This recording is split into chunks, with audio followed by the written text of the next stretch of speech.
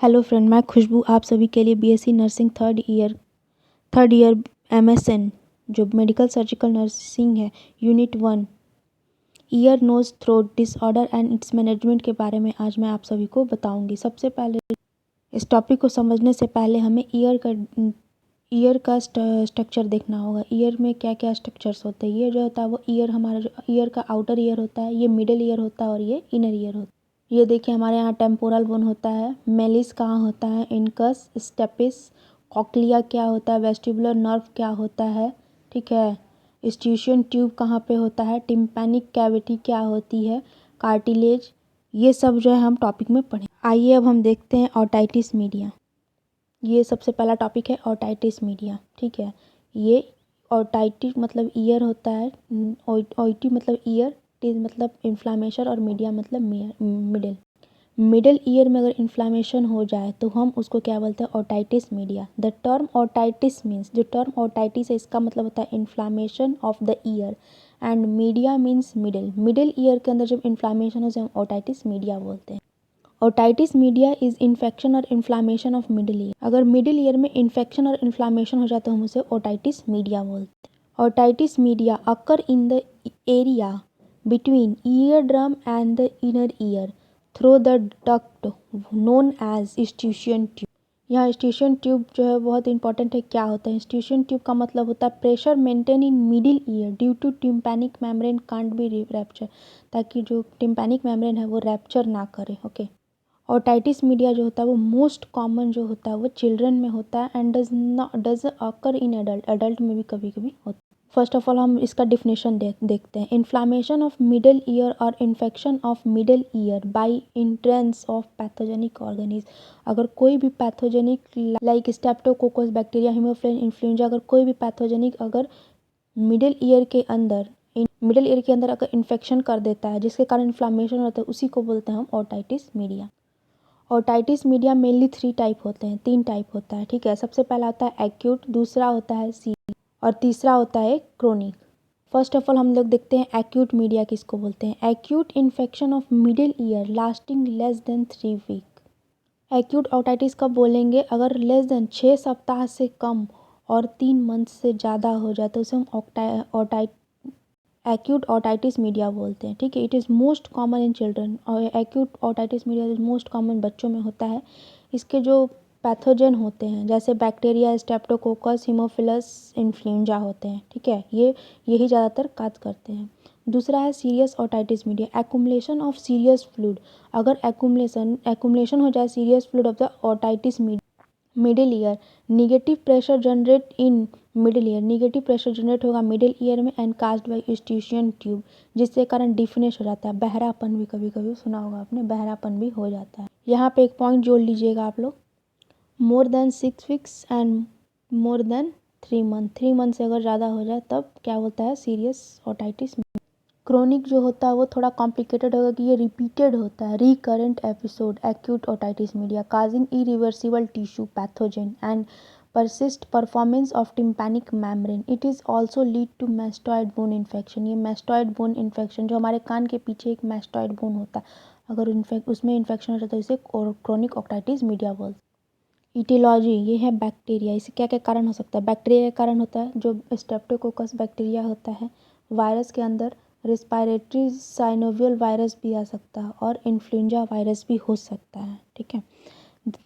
तीसरा है upper respiratory infection, example है साइनाइटिस और कोल्ड के कारण भी हो सकता है। एलर्जिक रिएक्शन, फॉरेन बॉडी हो सकता है, इनएडिक्वेटेड। क्लिनिकल मैग्निफिकेशन क्या क्या हो सकता है, एक्यूट का अलग होता है और क्रोनिक अलग होता है।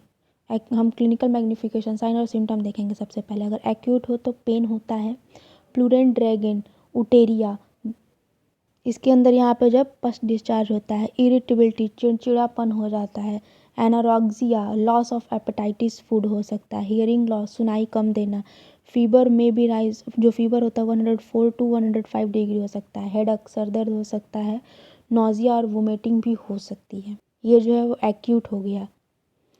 क्रोनिक जो हो गया ओटिली है, ये भी एक ईयर पेन है, ये भी एक टॉपिक है। ईयर डिजीज़ ही है एक ओटिली है, ear pain. Performance of tympanic छेद हो जाना, टाइटनेस हो जाना, ringing sound, hearing in ear, कान का बजना, डिजीनेस चक्कर आना, ऑब्स्ट्रक्शन इंस्टीट्यूशन ट्यूब में रुकावट हो जाना, रेडनेस एंड स्वेलिंग,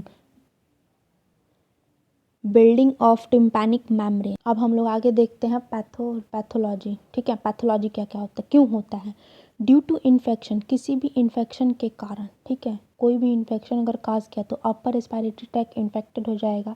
देन वो इन्फेक्शन ट्रांसफ़र UTR, ये इन्फेक्शन ट्रांसफ़र होगा upper respiratory tract to middle ear में, अपर रेस्पिरेटरी से मिडिल ईयर में, जिसके कारण एक्सियूट एडिमा हो जाएगा, सूजन हो जाएगी, जिसके कारण डिक्रीज रिटेंशन घट जाएगा ऑफ टिम्पैनिक मेम्ब्रेन।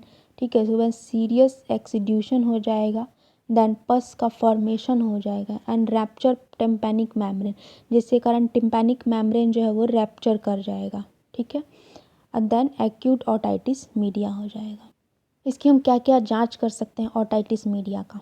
ठीक, सबसे पहले तो हिस्ट्री कलेक्शन करेंगे, उसके फैमिली में तो किसी को नहीं है, उसको पहले कुछ तो कोई प्रॉब्लम नहीं थी। ठीक है, हिस्ट्री कलेक्शन। फिजिकल एग्जामिनेशन उसको एबनॉर्मल कोई डिस्चार्ज तो नहीं हो रहा है, कोई दिक्कत तो नहीं है। ठीक है, उसका एक और भी होती है otoscopic examination, visualization of ear by otoscope. Otoscope के द्वारा विजुअलाइज किया जाता है कान में। एक मशीन होती है जिसको कान के पास ले जा करके देखा जाता है कि उसमें विजुअलाइज किया जाता है। ठीक है, ऑडियो बायोट्री होता है, चेक हियरिंग उसे सुनाई तो दे रहा है, ट्यूनिक फॉर्क टेस्ट होता है, MRI किया जाता है, और फिर टिम्पैनोमेट्री की जाती है। इसकी क्या क्या कॉम्प्लिकेशन आ सकती हैं। ठीक है, कंप्लीट हियरिंग लॉस हो सकता है, फेशियल नर्व पैरालिसिस होता है, मेनिंजाइटिस भी हो सकता है, brain plus spinal cord layer को इसमें क्या बोलते हैं, मेनिंजाइटिस। मैं भी एक स्टूडेंट हूँ, बहुत सारे बच्चों को प्रॉब्लम मेनिंजाइटिस होता क्या है, इसलिए मैं थोड़ा थोड़ा कुछ बता दे रही हूँ। ठीक है, मेस्टॉइड्स क्या होता है, ईयर के पीछे मेस्टॉइड बोन फॉर्मेशन, जो हमारा कान होता है उसके ठीक पीछे एक मेस्टॉइड बोन होता है, उसी को बोलते हैं मेस्टॉइड। ठीक है, हाइड्रोसिफेलस किसको बोलते हैं, बहुत लोग को नहीं पता होता हाइड्रोसिफेलस किसको बोलते हैं। बच्चे का हेड बड़ा होने लगता है, अगर बच्चे का सर बहुत ज़्यादा बड़ा हो जाए उसे हम हाइड्रोसिफेलस बोलते हैं। ये भी एक केस है ईयर पेन का। अब हम लोग देखते हैं मैनेजमेंट। मेडिकल जो है, ब्रेड स्पेक्ट्रम एंटीबायोटिक थेरेपी, इसके अंदर हम एमाइसिलिन दे सकते हैं, पेंसिलिन दे, और भी बहुत सारे ड्रग होते हैं। जैसे फीवर के अंदर हम एंटीपायरेट ड्रग देते हैं, पैरासीटामोल दे सकते हैं। इन्फ्लामेशन अगर हुआ तो एंटी इन्फ्लामेटरी ड्रग देते हैं। एनाल्जेसिक होगी, एनाल्जेसिक के लिए बेसिक जो होता है वो हम पेन के लिए देते हैं। वैसे ही ये पेंसिलिन ये एंटीबायोटिक होता है। ठीक है, मैक्रोइड हो गया। अब दूसरा है एंटीहिस्टामिन हो गया। NSAID ड्रग होता है, इन्फ्लामेशन ऑफ पेन, अगर पेन हो तब देते हैं ये मेडिसिन। ओके, पेन को रिड्यूस करने के लिए हम NSAID देते हैं, आइबीफ्यूरिन देते हैं और डाइक्लोफिरेंस देते हैं। ठीक, मोस्ट इम्पॉर्टेंट है इसमें सर्जरी। अगर आप सर्जरी, क्योंकि इसके जो है इसमें 6 सर्जरी है, अगर आप ये सर्जरी समझ जाएंगे तो आगे जितनी भी हैं बहुत सारी यही इससे रिलेटेड ही सर्जरी है। ठीक है, मैरिंजोटॉमी सबसे पहला जो है, मैरिंजोटॉमी पहला सर्जरी है। Insertion of posterior aspect of tympanic membrane and dragging और the fluid from middle ear to promote healing. देखिए इसमें क्या बोल रहा है, एक छोटा सा सबसे पहले जो इंसर्शन किया जाता है, छोटा सा एक कट लगाया जाता है। ठीक है, उसमें से जो फ्लूइड होते हैं, टिम्पैनिक मेम्ब्रेन के अंदर जो फ्लूइड होते हैं उसको सोख लिया जाता है, ताकि मिडिल ईयर को वो हील कर सके, सुखा सके। ठीक, और उसको प्रमोट कर सके ताकि वो जो घाव है वो जल्दी सूखे तब ठीक हो। उसे मैरिंजोटॉमी बोलते हैं, जो कि इंसिजन के द्वारा एक छोटा सा कट लगा के एक सर्जरी के द्वारा किया जाता है। ठीक है, सबसे पहला सर्जरी। दूसरा है टिम्पैनोप्लास्टी सर्जरी। टिम्पैनोप्लास्टी सर्जरी होती क्या है, टिम्पैनिक मेम्ब्रेन में, आप लोग ये इंग्लिश लिखिए उसके बाद में आप लोग बताती हूँ। सर्जिकल रिपेयरिंग, अगर सर्जिकली रिपेयर किया जाए ऑफ टिम्पैनिक मेम्ब्रेन, और surgical repair of perforated ear drum by grafting, ये ग्राफ्टिंग के द्वारा परफॉर्म किया जाता है, रिपेयर किया जाता है। ठीक है, मैंने आप लोग के लिए हिंदी आसानी है इसलिए हिंदी भी लिख दिया है। टिम्पैनिक मेम्ब्रेन में अगर होल हो गया हो, ठीक है, ये मतलब कोई छेद हो गया हो, अगर कहीं छेद हो गया हो तो उसको हम रिपेयर कैसे किया जाता है, वो टिम्पैनोप्लास्टी के द्वारा, वही ग्राफ्टिंग के द्वारा किया जाता है। तीसरा है टिम्पैनोस्टोमी ट्यूब, किसको बोलते हैं, इंसर्शन अ ट्यूब और into tympanic the fluid from the middle ear by catheter, catheter के द्वारा यूज करके इसमें इंसर्शन किया जाता है। आइए अब हम लोग हिंदी देखते हैं। एक ट्यूब होता है, उस ट्यूब को टिम्पैनिक मेम्ब्रेन जो है उसके द्वारा मिडिल ईयर के अंदर इंसर्ट किया जाता है, ठीक है। और उस ट्यूब की मदद से जो भी फ्लूइड होता है उसको बाहर निकाल लिया जाता है, समझे। टिम्पैनोस्टोमी में होता है एक ट्यूब को हम इंसर्ट करते हैं जो मिडिल ईयर होता है, ठीक है, उसके अंदर, और वहाँ से जितना भी फ्लूइड होता है उसको हम इंसर्ट मतलब बाहर निकाल देते हैं, ठीक है। यही हो गया टिम्पैनोस्टोमी। अब हो गया मेस्टोटोमी, ठीक है, removal of infected part of mastoid bone. जो भी मेस्टॉइड बोन के अंदर जो इन्फेक्टेड पार्ट होते हैं उसको रिमूव कर दिया जाता है, ठीक है।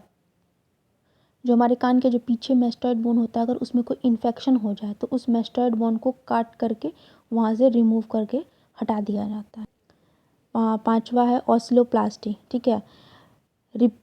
यहाँ पे रिपेयरमेंट होता है ऑसिकल इन मिडिल ईयर। मिडिल ईयर का रिपेयरमेंट किया जाता है ऑस्किल इन मिडिल ईयर। यदि ऑस्किल के अंदर प्रॉब्लम हो गया हो, ठीक है, तो मैलिस इनकस और स्टेपिस उसी को रिपेयर किया जाता है।